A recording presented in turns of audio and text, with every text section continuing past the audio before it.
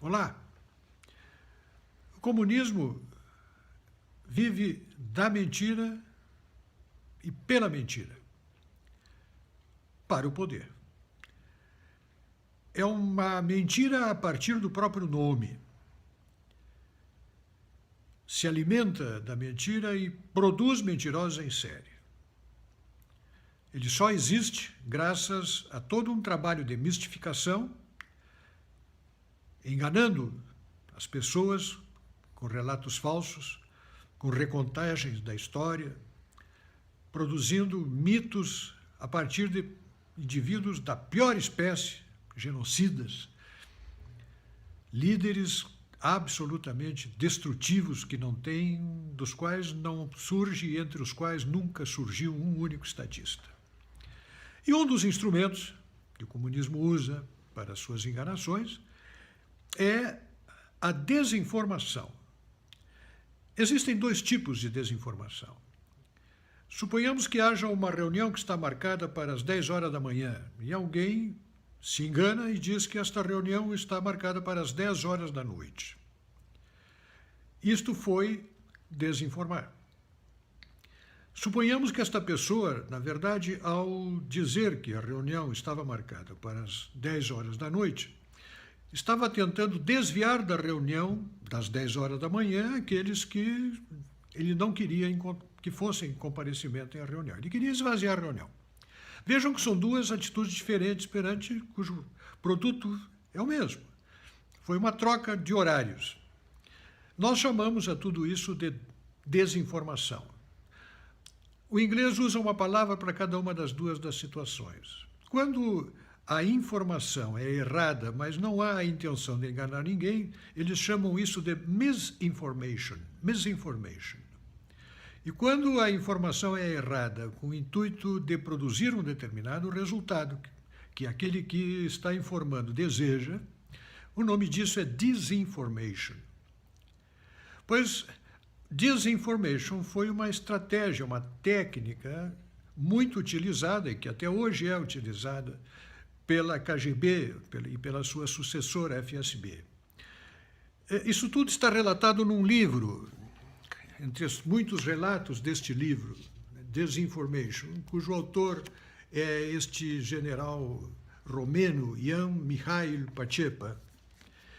Aqui ele conta como a KGB desenvolveu as técnicas de disinformation, ou seja, da desinformação destinada a produzir efeito político, a informar equivocadamente para alcançar um determinado objetivo.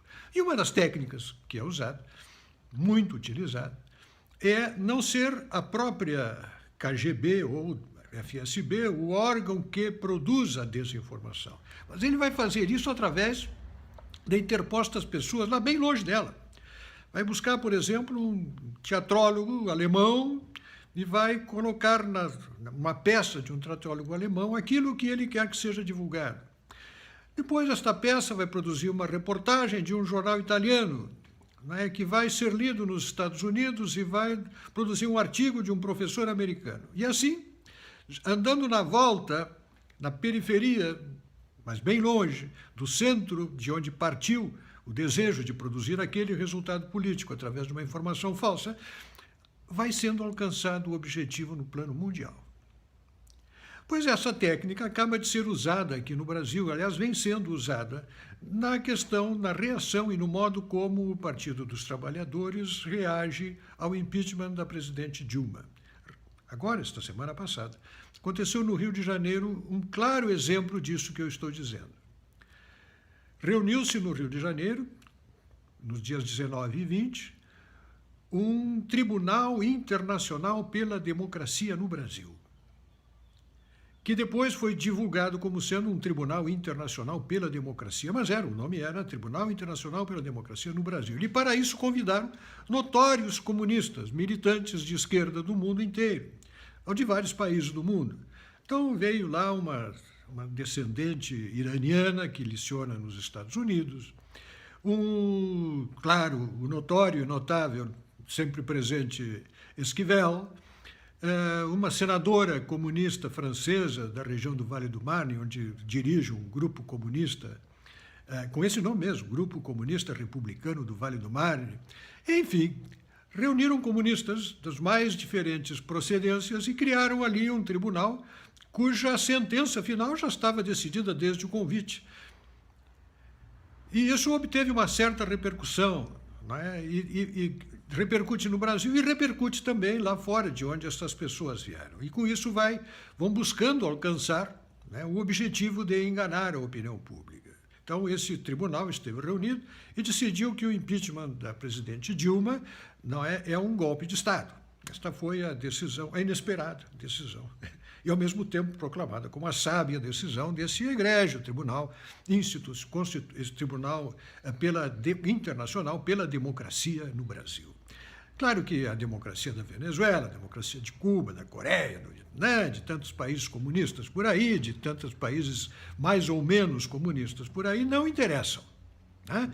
Até em cima da mesa dos trabalhos havia uma bandeirinha da Venezuela. Provavelmente houvesse algum venezuelano como parte do tribunal, esse tribunal de júri, né, que avaliou a situação política brasileira. A minha pergunta é, mas com que legitimidade, cara pálida?